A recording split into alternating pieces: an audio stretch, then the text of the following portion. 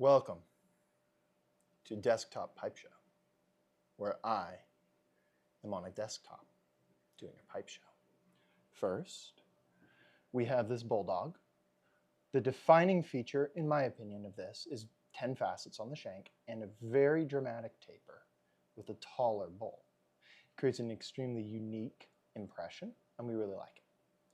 Now, next, we'll look at this Gronkel 55. What makes it a Gronkel 55? Well, it's sort of inspired by the Costello 55 with that big chin, dramatic, drooping hawkbill kind of lines, and stout proportions. So this one is 8 facets on the shank and stem with a mammoth ivory accent ring that sits proud over the shank and stem.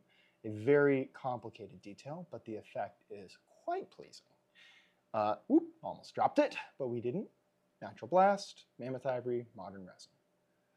Something you'll actually notice is that all but one of these are the modern resin. I've really been experimenting with it and playing with it to give Chris Kelly as much feedback as I can.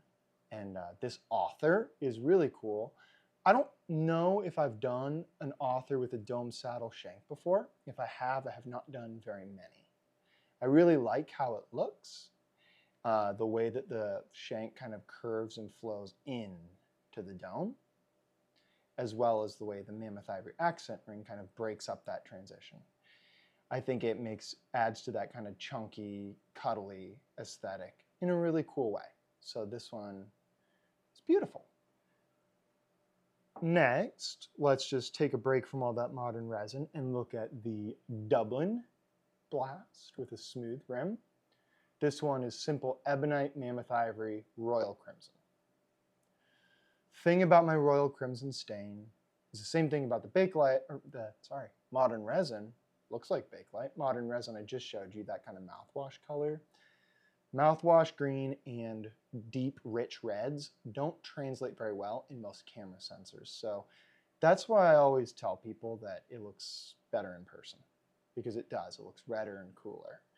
Anyways, what's defining about this Dublin is just that really dramatic waist and the big bowl coming up out of it. Simple, very kind of Danish-American classic.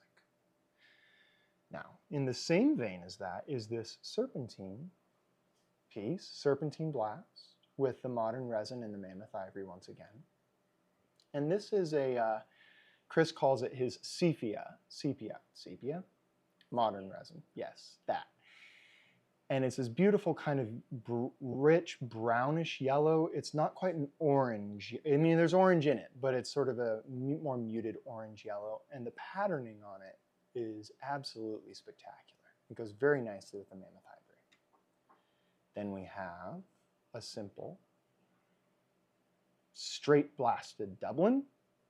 Very simple, classic, if I didn't already say that, with the amethyst resin stem. And this piece of amethyst resin has a very beautiful gossamer texture to it. The grain, if you will, in the patterning, the marbling, is extremely delicate and like angel hair fine. It's beautiful. It's almost like smoke.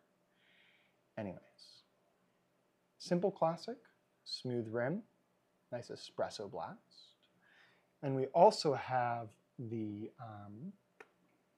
Royal Crimson Bulldog, which, like the first Bulldog, has that same kind of dramatic taper in the shank and plateau rim, adding a very organic touch to a very muscular, angular form. What's interesting about the taper in the shank is how much it changes the sense of momentum and gives it that less elegant, more muscular, more powerful aesthetic. And again, modern resin.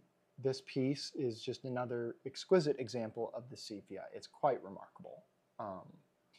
This one has, I think it's 8 facets on the shank. Some small ones, some big ones. It's a nice blend. But yes, very cool, muscular rendition. In contrast, here's the last one, and it is the Deco Diamond Dublin, which is sort of a bulldog take, but in a more Dublin format with a tall, elegant bowl. The stem on this one is flippable 180 degrees, and it matches. And again, amethyst resin, quite beautiful with the espresso brown blast with this nice smooth rim. And what's cool about this one is that the shank, it doesn't taper nearly as much as those bulldogs did. This one has a more flat, subtle taper to it, and what it does is it creates a more elegant, kind of classic lumberman style aesthetic to the piece.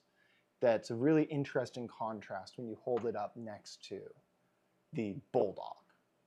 It's two different approaches to lines, and they create two very different aesthetics. They're both very nice, but they're very different. So I just find that really cool to see them compared side by side. And that is our benchtop pipe show. If you're interested in any of these, please do check it out on the website. If you have questions or comments or you'd like to see more of this stuff, let me know and I can try to answer those questions. Or at least read them and then ignore you because I'm terrible at this sort of thing. Thank you.